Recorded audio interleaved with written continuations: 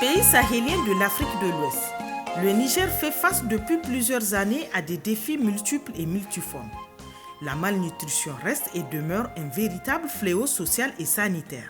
Elle favorise et aggrave les maladies, mais aussi et surtout met à mal toute possibilité de développement des populations. Au Niger, la malnutrition est quasi endémique avec des pics réguliers sur toute l'année.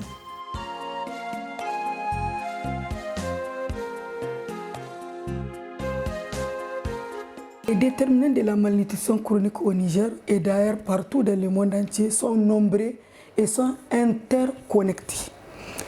Incluant des facteurs liés à la santé d'abord, à l'alimentation, à l'environnement et aux aspects socio-économiques. Les données disponibles montrent une prévalence élevée de la malnutrition chronique au Niger avec des taux de retard de croissance préoccupants, surtout chez les enfants de moins de 5 ans. Donc on peut citer comme déterminant de la malnutrition chronique, il y a l'accès d'abord à l'eau potable, à l'assainissement et il y a également l'hygiène. Car une mauvaise hygiène personnelle et environnementale peut contaminer les aliments et l'eau, entraînant des infections et une mauvaise absorption des nutriments. Il y a également la sécurité alimentaire des ménages. Un accès insuffisant ou irrégulier aux aliments est aussi un facteur majeur de malnutrition.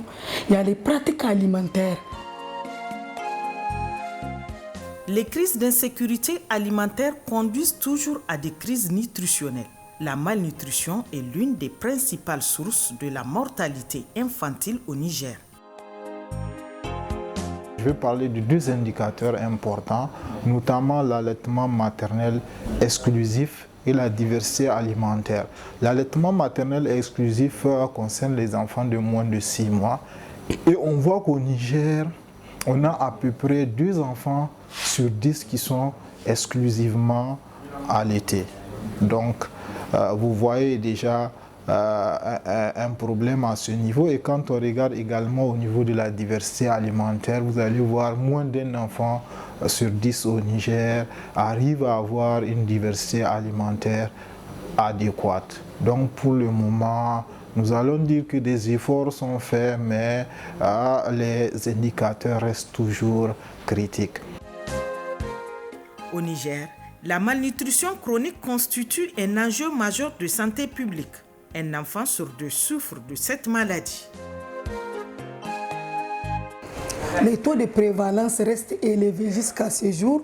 Donc ça aussi entre 40 voire 42 à 50% entre la période 2005 et 2022. Selon les données de l'enquête nutrition organisée par l'Institut national de la statistique. Bien que des progrès aient été quand même observés dans certaines régions, notamment à Niamey, des disparités régionales persistent, avec des taux particulièrement élevés et préoccupants dans les régions des Maradi et des Zender. La malnutrition chronique, c'est également ce qu'on appelle le retard de croissance.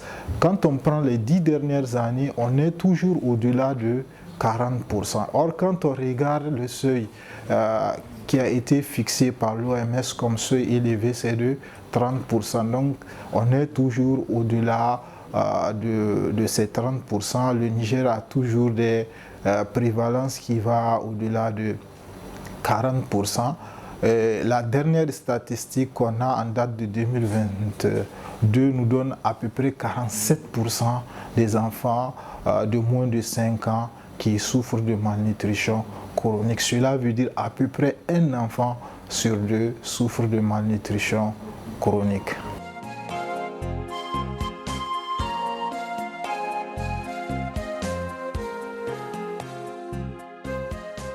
Le Niger affiche un poids démographique important. Les efforts déployés par l'État et ses partenaires n'ont pas permis d'assurer une bonne nutrition aux enfants.